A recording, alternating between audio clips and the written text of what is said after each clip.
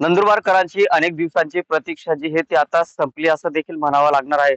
गेल्या काही तासापासून नंदुरबार शहर आणि परिसरामध्ये रिमझिम पावसाची सुरुवात जी आहे ती झालेली आहे. त्यामुळं पेरणी केलेल्या या पिकांना आता काही प्रमाणावरती जीवनदान जे आहे ते मिळताना दिसून येत आहे.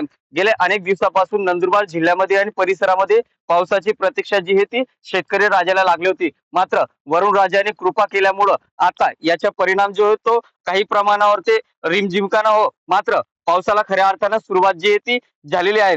मात्र अजूनही दमदार पावसाची प्रतीक्षा जी आहे ती शेतकरी राजासोबतच सर्वसामान्य नागरिकांना देखील लागलेली आहे. कारण की यावर्षी सरासरीपेक्षा कमी पाऊस होणार आहे. तर जवळपास महिना उलटण्यात आला तरी देखील पाऊस जो आहे तो लांबणीवरती गेला होता. त्यामुळे पिण्याच्या पाण्याच्या प्रश्नासोबतच शेती पिकांना देखील मोठा परिणाम जो आहे तो याचा सहन करावा लागत होता. मात्र सकाळपासूनच ढगाळ वातावरण आणि रिमझिम पावसाची सुरुवात झाली असल्यामुळं याचा परिणाम जो आहे तो आता या जमिनीत होताना दिसून येत आहे. तर जमिनीमध्ये काही प्रमाणावरती आता ओलावा जो आहे तो निर्माण होत आहे. त्यामुळं केलेल्या या जे काही पेरण्या आहेत त्या पिकांना याचा फायदा जो आहे तो मिळणार आहे. तर गेल्या अनेक दिवसापासून वाढलेला उकाळापासून नागरिकांना मोठा सुटका जो आहे तो या वातावरणाच्या माध्यमातून मिळताना दिसून येत आहे. तर दुसरीकडे हवामान खात्याकडनं पुढील येणाऱ्या 3 तास मुसळधार पाऊस होण्याचा अंदाज जो आहे तो व्यक्त केला गेला आहे. तर आताच्या सध्याच्या परिस्थितीत आपण पाहू शकतो की नंदुरबार शहर आणि परिसरामध्ये संपूर्ण ढगाळ वातावरण जे आहे ते झालेलं आणि रिमझिम पावसाची सुरुवात जी आहे ती सकाळपासूनच झालेली.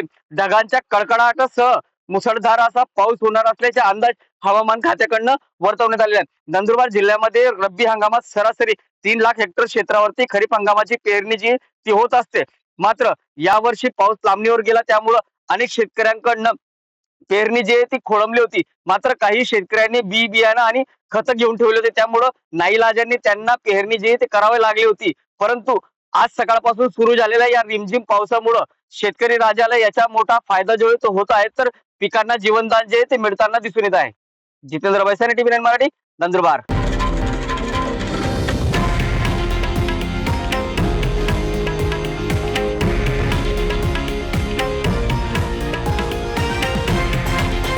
हे आहे देशातील नंबर 1 न्यूज नेटवर्क आणि आपण पाहत आहात TV9 मराठी, एकमेव.